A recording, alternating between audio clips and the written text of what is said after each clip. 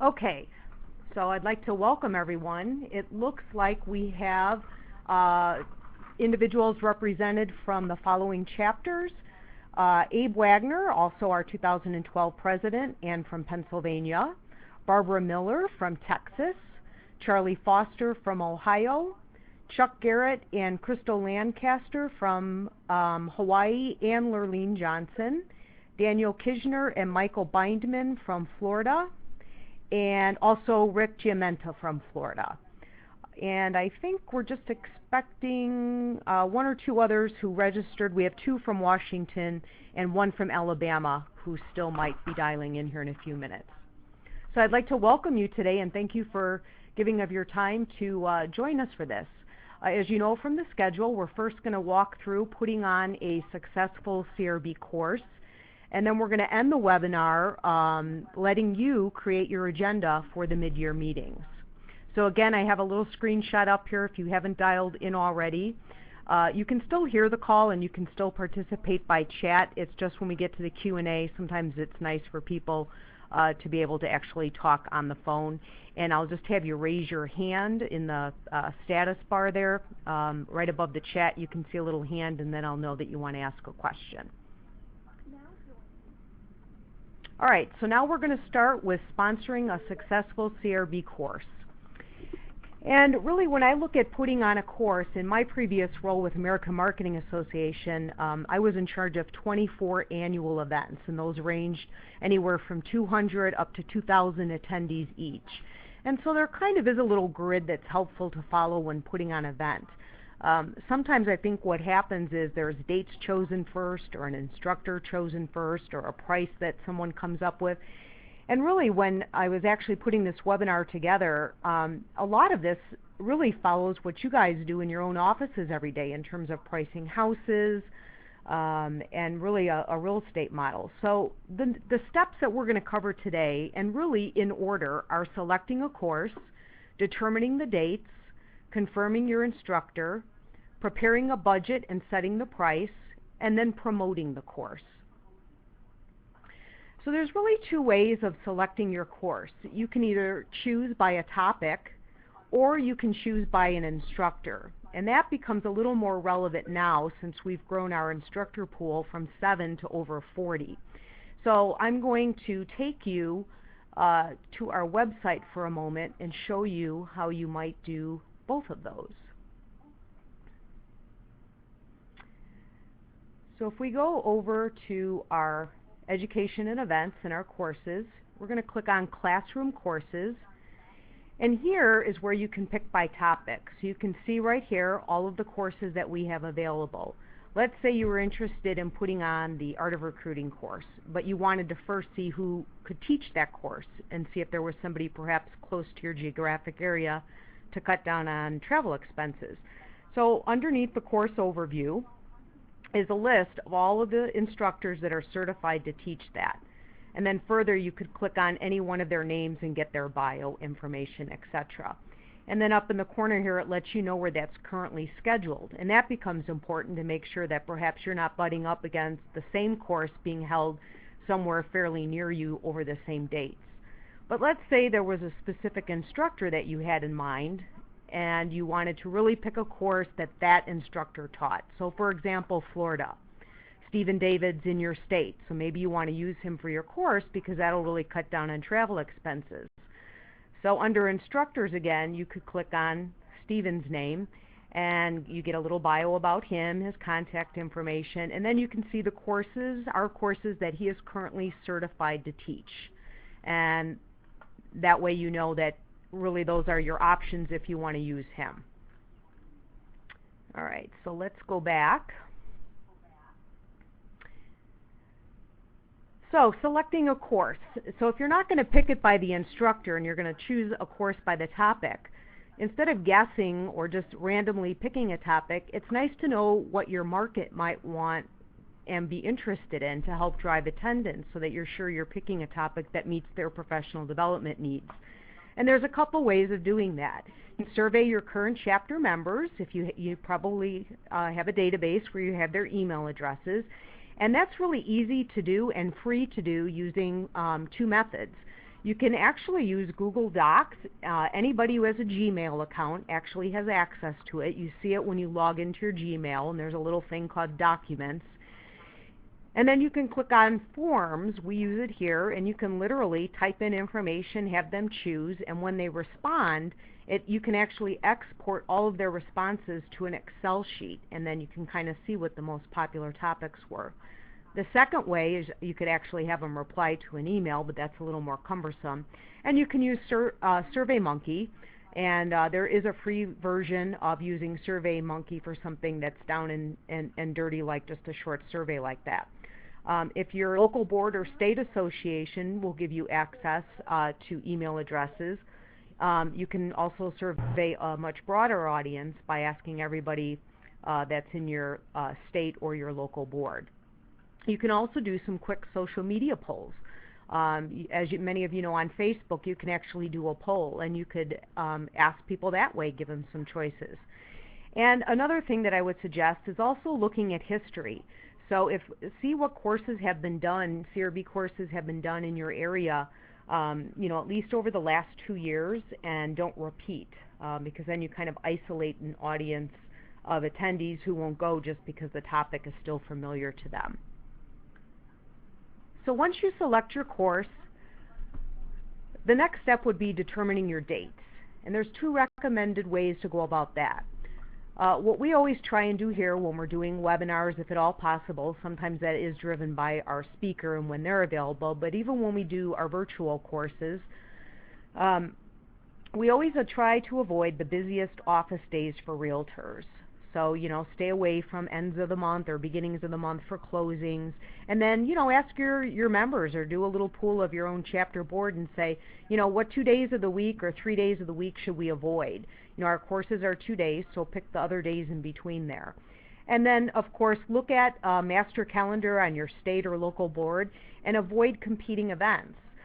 Maybe there's other seminars being offered by other speakers that may compete with your event, and if people can only do one thing that week or that month, you don't want to be against something that they're doing. I would also suggest avoiding, obviously, your conventions unless your state allows you to do them on the front or back end of conventions.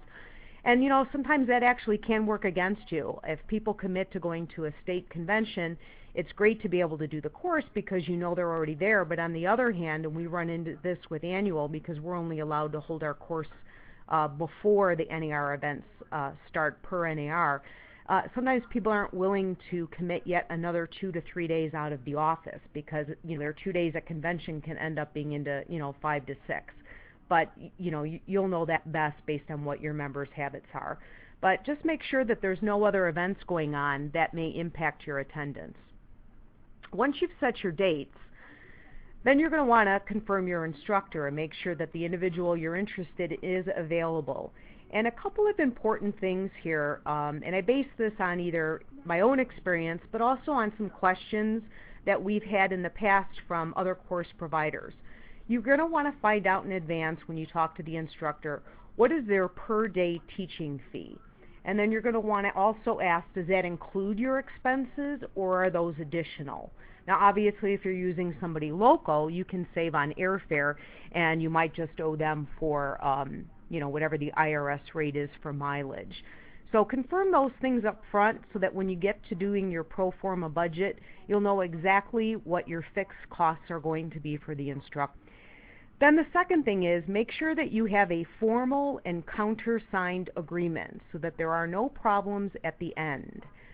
Now, many of the instructors, because they do this regularly, have an instructor template that they fill out and will send to you. And that's up to your chapter. If that's fine with you, then you can look at their agreement and countersign it. If there's anything you need to change, you can negotiate that.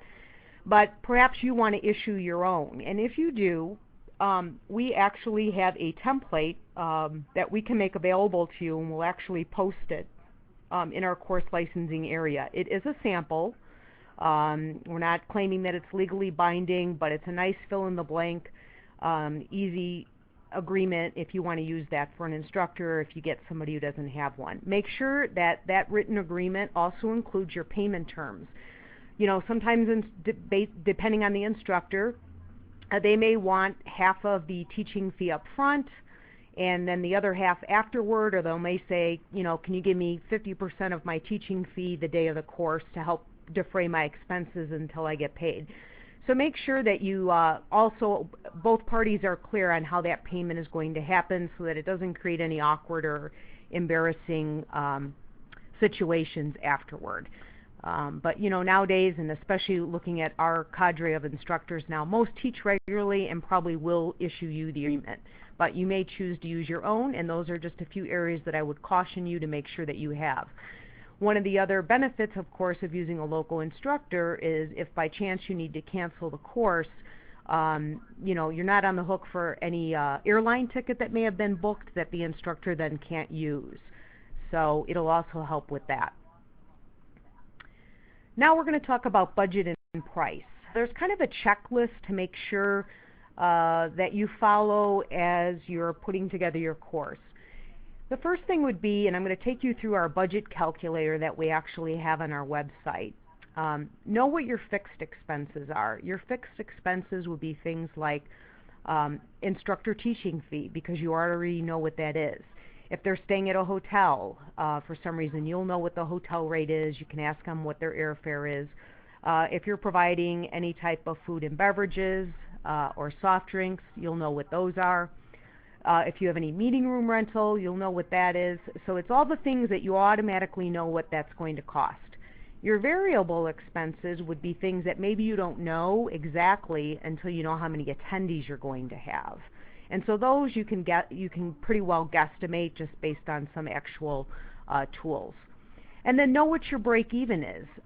The pro forma budget template that we've created will help you know exactly what that is. So you'll know sort of your best and your worst case scenario. How many students do we need registered at this rate so that, at worst we'll break even.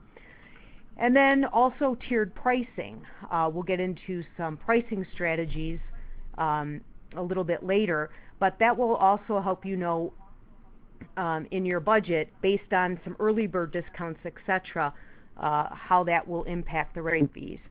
And then, of course, know what your go or no-go date is. So at a certain date, if you don't have X number of attendees, are you going to pull the plug, or is that number enough for a break-even and you're going to proceed with the course?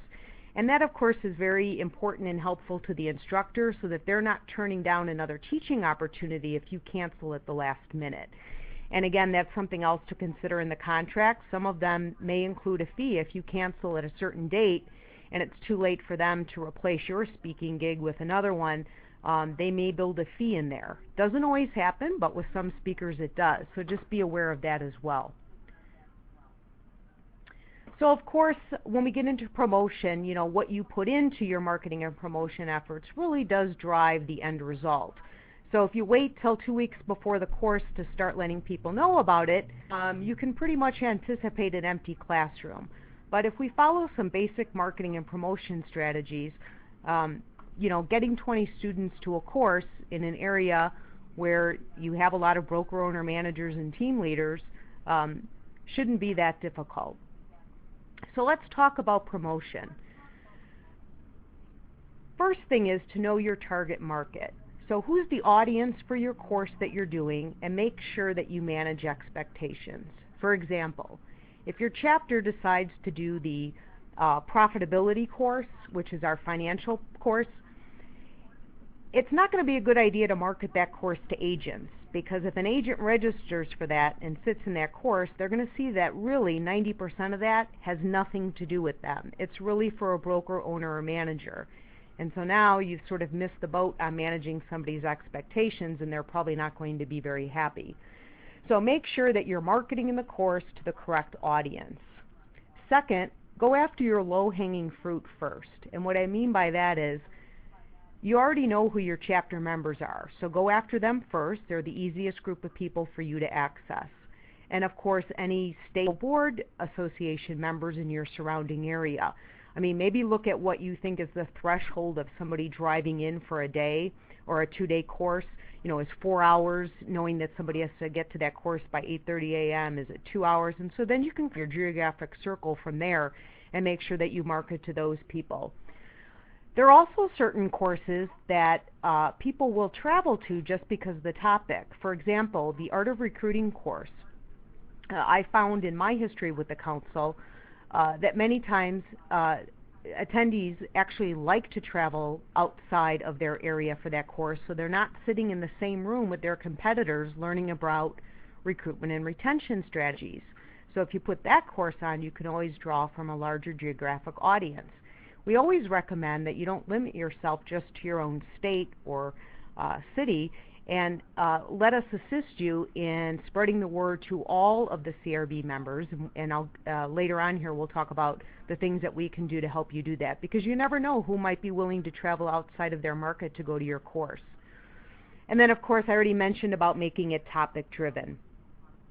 So appeal to the learning outcomes that the attendee is going to get by going to that course. And then most important is talk to them. So make sure that in all of your promotions that you have, that they're branded. Consider doing drip campaigns. If you're doing e-promotions, one free service that you can use, there is a paid version, but it's based on how large your list size is. So all of our e-promotions that the council does, we use MailChimp, MailChimp.com. We actually have a paid monthly subscription because of the size of our membership. But if you're emailing to, I believe it's 500 people or less, there's a free version.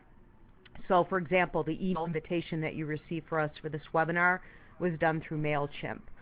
And you can set up in there autoresponders, etc. So I would make sure that your message looks the same every time you're sending it to them, and make sure that it includes a call to action. If your chapter or someone in your chapter in charge of the course has social media accounts, make sure that you're also posting those on Twitter, Facebook, LinkedIn. And both Facebook and LinkedIn have the ability for you to create events. So you could create an event out of your course. We would be happy to post that on our LinkedIn account, which has almost now 1,000 active people on it. We're finding that it almost has more activity than our Facebook account. And we can make your event the manager's, it's called Manager's Choice, and so it actually shows up on a special part of the feed when somebody accesses our LinkedIn group. And all we ask is that you provide us with the detailed information for your course. So write your marketing message and give that to us. Same thing with Facebook. We'll promote it on Facebook for you, and we'll tweet it via our Twitter account. And of course you should do the same. And what I recommend, and we ask our board and volunteers excuse me, to do the same, is take advantage of everybody's sphere of influence. So once you do a post on Facebook, then copy and paste that Facebook post and send it out to all your chapter members or your active committee people and say, look, copy and paste this in your post, because then it's going to go to who all their Facebook friends are and the next person, so you can really send the message to a larger group of people.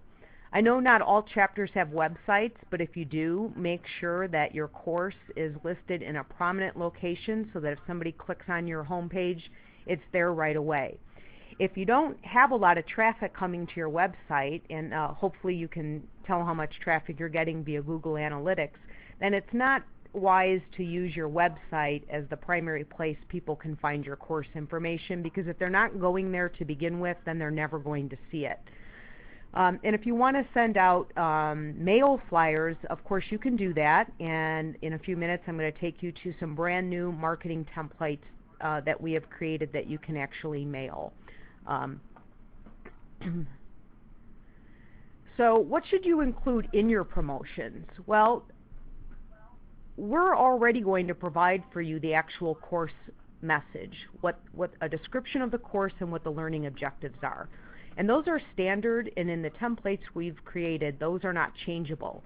And that's the council's way of making sure that the information about the course is communicated the same way each time, no matter who's putting that course on. It also makes it easier for you, because you don't have to rewrite what all of that is, and you can basically just plug in the information that's specific to your course. So make sure the dates are on there, the exact times of the course, the location of the course, A lot of times instructors can sell a topic more than the topic itself. There are some instructors out there that people will go see them regardless of what it is that they're actually teaching, just because they're a fan of theirs. So include the instructor, and instead of providing a bunch of written information that clutters up a sheet, just provide a link to their photo and bio right on our website, and that makes it easy and less cluttered on your flyer or e-promotion. And then, of course, it's really important, if your course is approved for CE credit, to make that very visible and very prominent. In today's climate, where extra dollars and extra time are scarce, if realtors have a chance to double dip, getting CE credit and CRB credit, then that's going to make that course a more viable option for them to attend. A lot of the state associations who are part of the reback delivery model are getting our courses approved for CE as they're putting them on. So if you're doing a course, you might want to check with your state association to see if they have it already approved for CE, or if they could assist you in getting it approved for CE, since sometimes it's easier for them to do than it is for you to do on your own. So make sure that that's very prominent on there, because we find that is a selling point for people to go to a course. If you're the sponsor, make sure they know that you're hosting the course.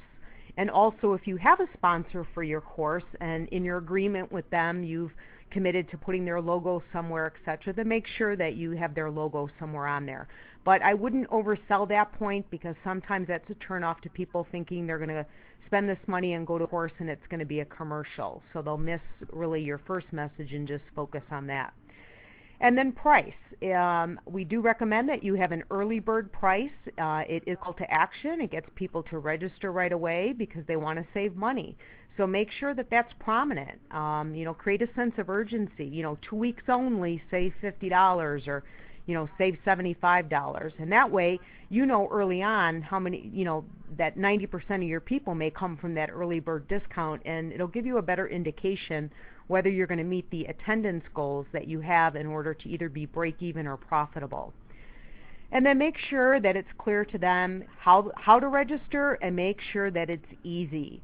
So either have a second page of the flyer that they can fill out and mail back into you, fax back into you, or have a link where they can register on your website. But if it's difficult for somebody to register and too hard for them to figure out, then you've lost a sale. I'm going to take you to the templates that I was referring to on our website. First of all, I'm going to show you where they are, but because you download them right to your hard drive, I already have them up on mine to make it a little bit easier to show you. So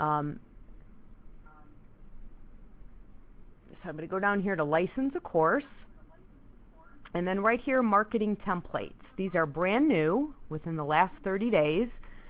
So for each course, we have a brand new flyer. And let me just go right here to my desktop. So what I've done here, just for the purposes of this webinar, is I've copied all these into one giant PDF. But when you save these on your computer, it's actually a Word file, and all of this around here is permanent and unchangeable. It's this box right here where all of the information that you'll customize goes. So it's purposefully to keep it short and to the point.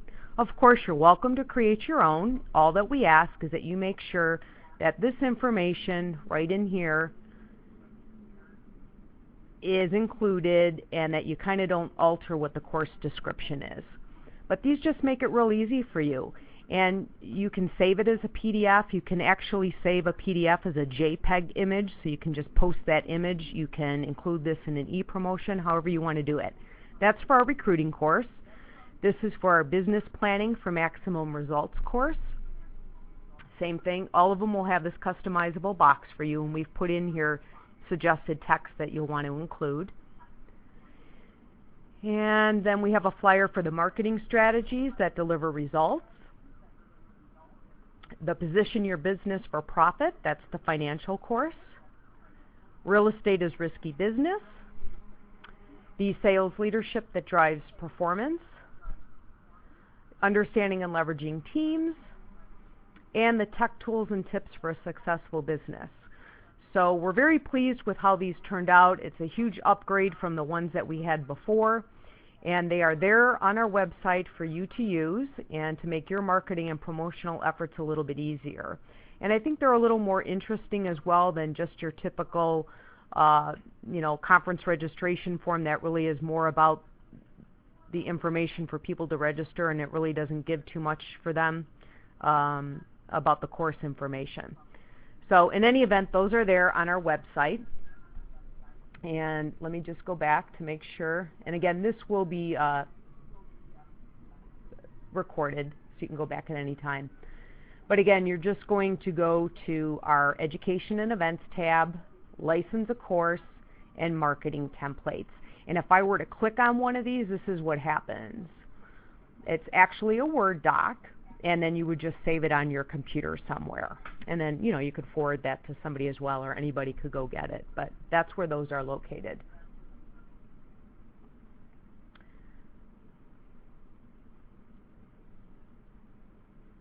All right. So now let's talk about pricing strategies a little bit. And this really is an opportunity to maybe impact your attendance a little bit. So we talked a little earlier about creating a call to action, and there's a couple of different suggestions that I have that you might want to consider to help drive your attendance a little bit. The first is to offer a significant discount to any CRB designee out there. In some cases, it's been a number of years, if not a decade, since some designees have ever gone to a CRB course. And as many of you know, our courses have been updated and have changed dramatically in the last couple of years. So it's a perfect opportunity for them to invest in their own professional development and brush up their skills in some of these areas.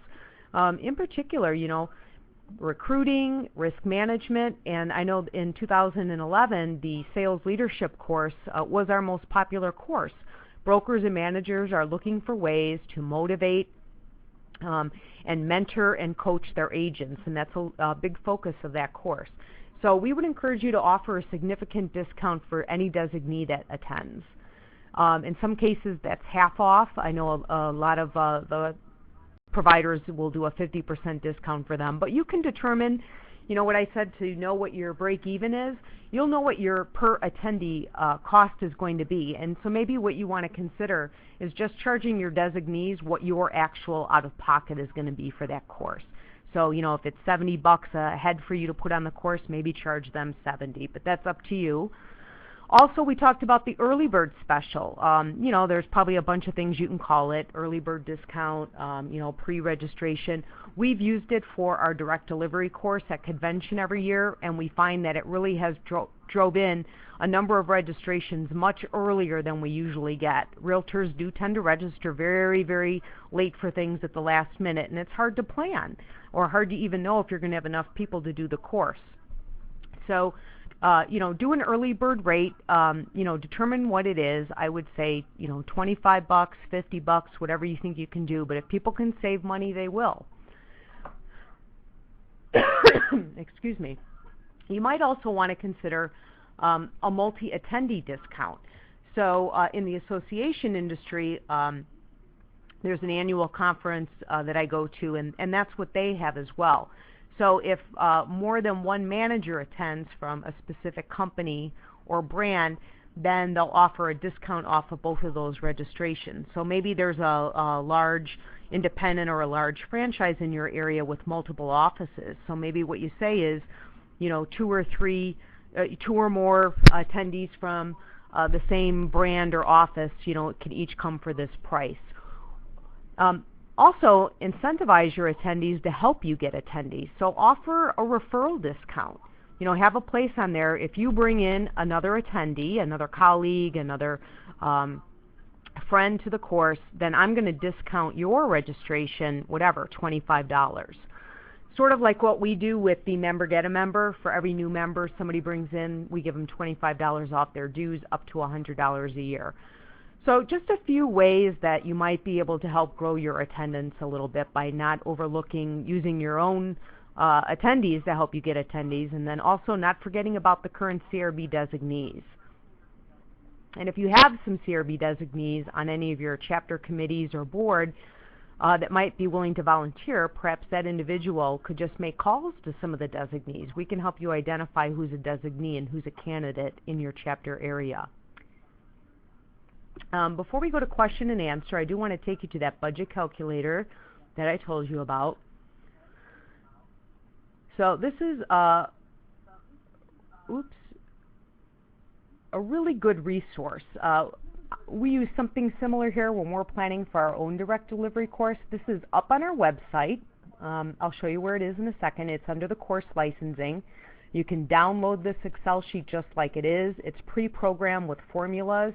You know, anybody who knows Excel, you can adapt those however you want, but if not, this is really ready to go. So you can see up here under attendees. And what we've included here is to know what 20, 30, 40, or 50 attendees means to you from a financial perspective.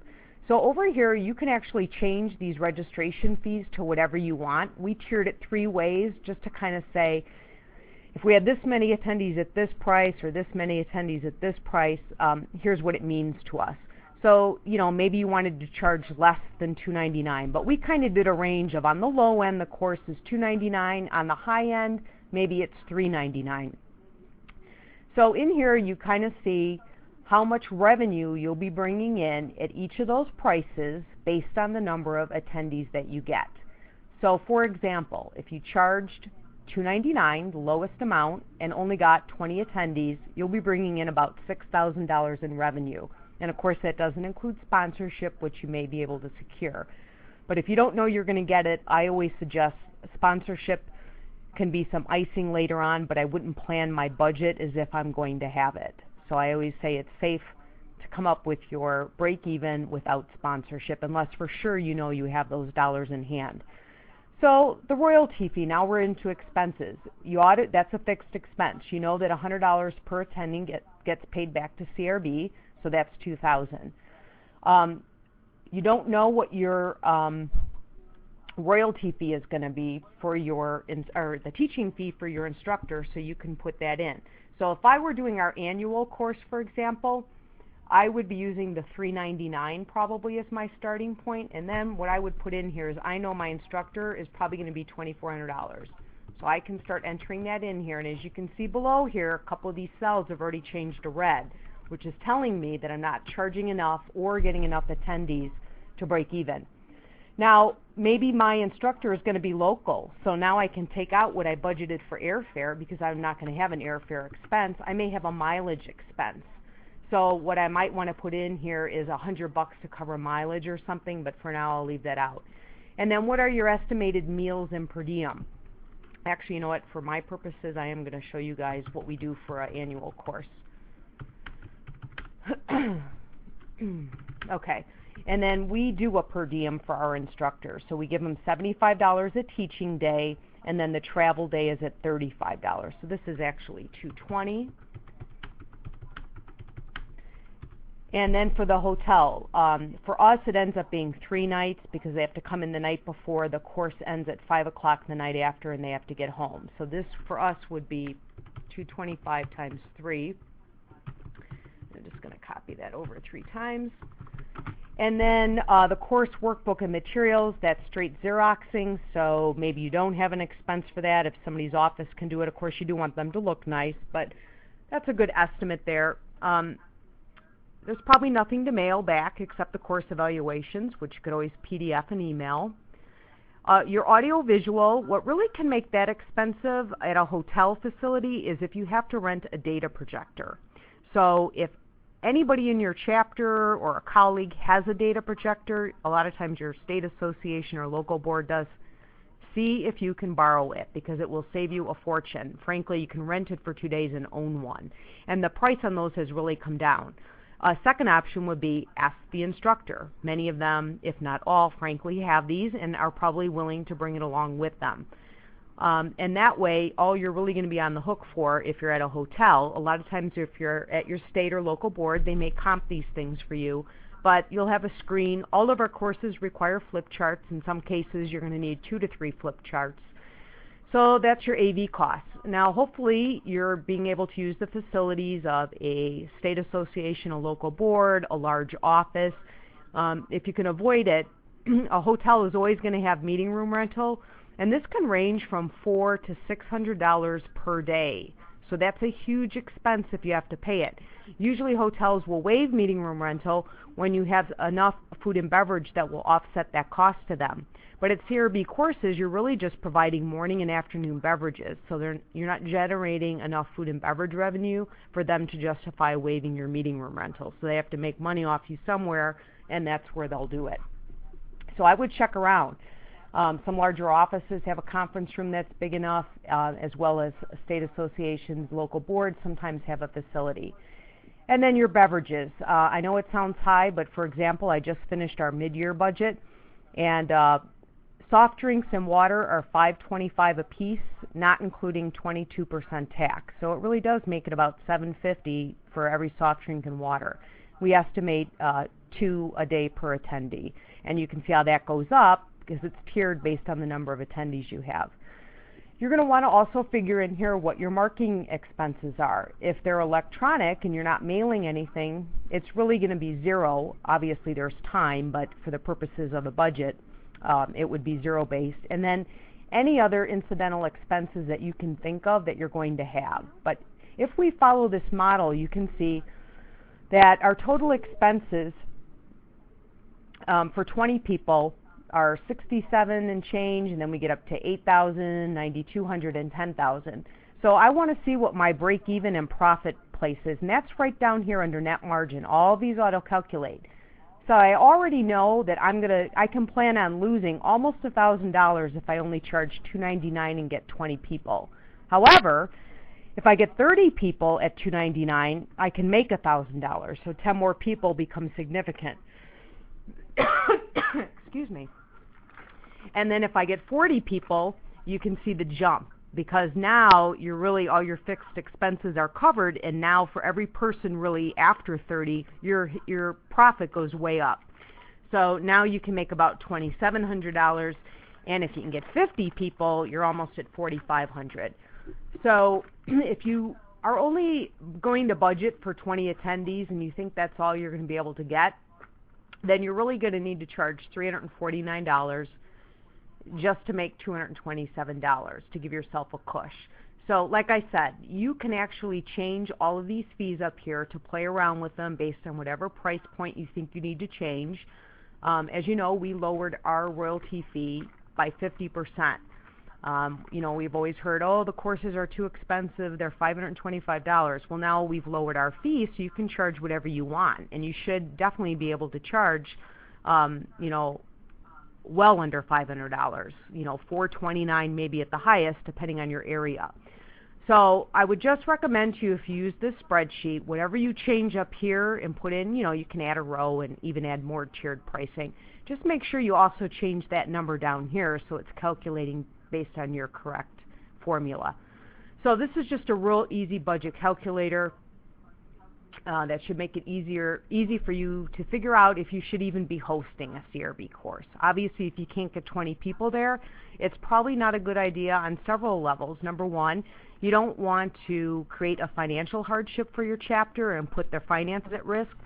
But number two, you know, there's also sort of an image PR type issue that happens when there's not 20 people in the course. You know, students attend, and one of the values of going to a live instructor-led classroom course is the networking. So if I pay money to go to a course, and maybe I've even traveled and flown to that course, and there's 10 people in there, well, then I'm pretty disappointed. And it doesn't really reflect well on A, the organization hosting the course, but B, on CRB as well, that that's all the people that could show up for that course. So I would just caution you there that if you can't get 20 people, it's probably not advisable that you take on the risk of doing a course. Let me just quickly take you to the part on our website.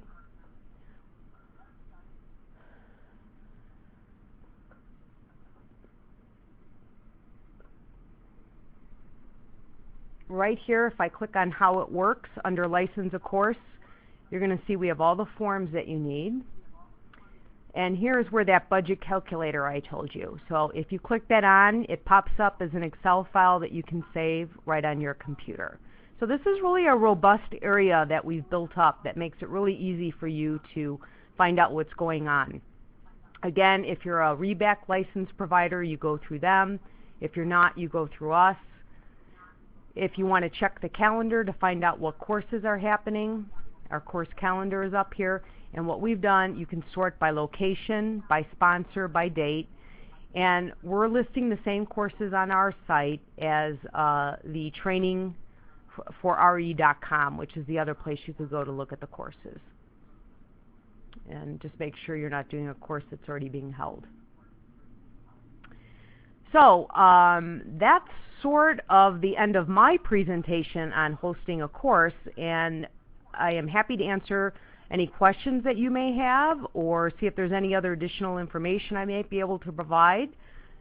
You can either use the chat feature that's on the left-hand side of your screen here, or feel free to just ask on the phone and maybe just say who you are and where you're from.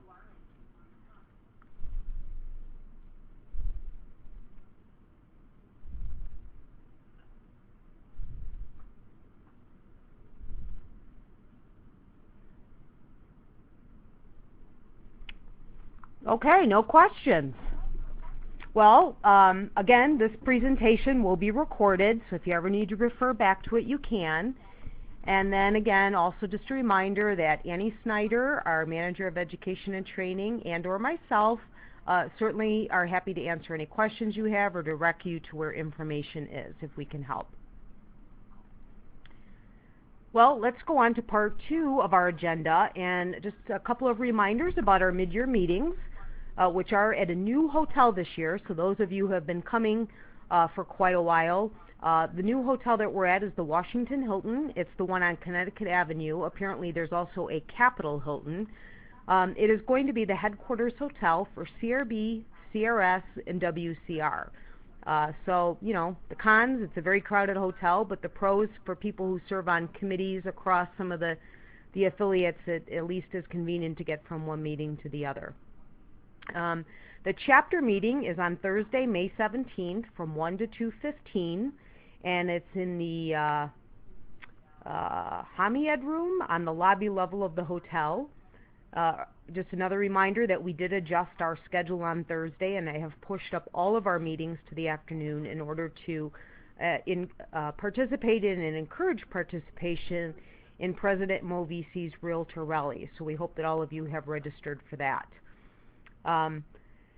Our president, Abe Wagner, I think Abe's still on the phone, has requested that beginning with our mid-year meetings, we are now paperless. So we will not be sending out any printed agendas or notebooks in advance of the meeting.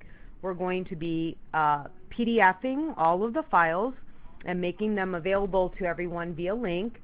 And the PDF format will work the best because people will be able to access them from their tablets or iPads, or even on their laptops at the meeting if they want, or they can choose to actually print them out on their own and bring them. So just again a reminder, we will be having paperless meetings.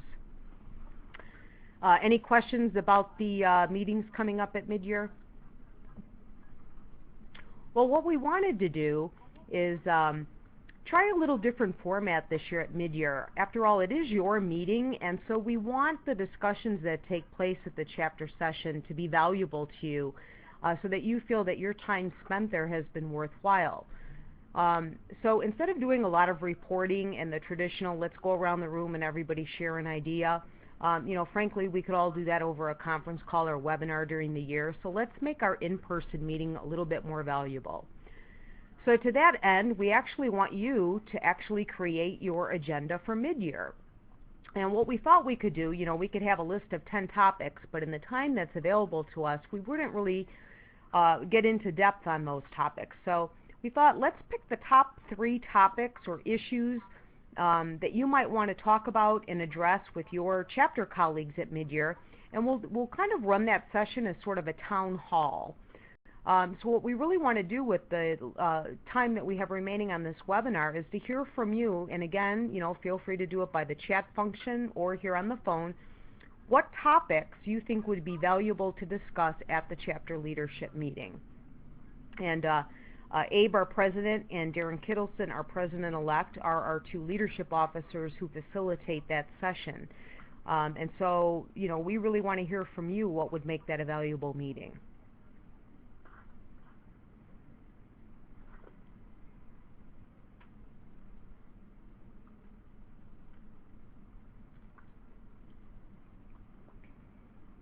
Anyone?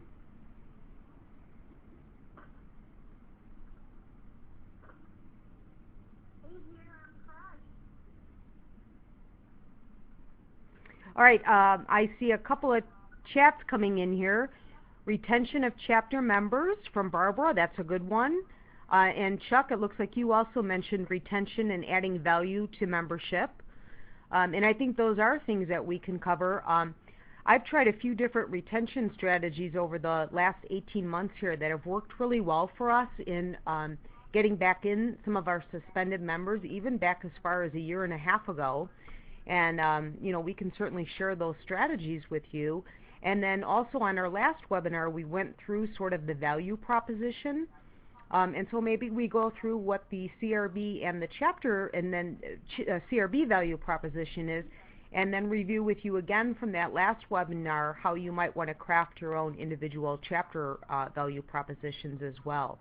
And I think along with retention is also looking at what everybody is doing to communicate with their members. So hopefully something during the year other than sending a bill. How to minimize liability when agents negotiate short sales. Good topic, Michael. I'm not sure how the chapter meeting sort of addresses that. More for an information exchange to see how other brokers are doing it in different parts of the country. Okay. And then Terry, let's see here, retention again. You're going to do a CRB course. And then paperless is great. So it sounds like for sure retention and value are two key topics. Let's see here. I would like for the Texas chapter to try a state day meeting apart. Excellent. Yeah, and I know as well, and that not every chapter can put on a CRB course. Maybe has enough human resources to even tackle that. In smaller chapters where it's one person doing everything, or maybe your state association is doing one. Maybe they'll partner with you on doing one. But maybe we could also include, if you think this would be another interesting topic, what are some other educational events that a chapter can do other than a CRB course that would be valuable to members and don't require a huge time commitment or financial commitment. So right now I just want to make sure I've got Michael's idea, maybe a little brainstorm around that, so sort of like a little business issue actually as opposed to a chapter issue. I see retention as another prevailing theme, value, and we also want to talk about just other educational / professional development offerings that chapters might be able to do. Like one might be getting everybody together at a facility and dialing in together for a webinar. And there's a lot of virtual opportunities now too. I actually didn't mention that in the presentation because it would really depend on the technology resources that you have available, but a virtual course is another option to go. It's just the time commitment on behalf of the instructor and your students would obviously take a little bit longer. But anything else that anybody is needing some assistance with? Everybody have enough tech resources? Did I interrupt somebody there? That was me. This is Abe. And Julie, I just want to say Pennsylvania has provided resources like 1 year for maybe the past 8 or 9 years. And I wish we would have had because it would have saved us a lot of skin knees. Right.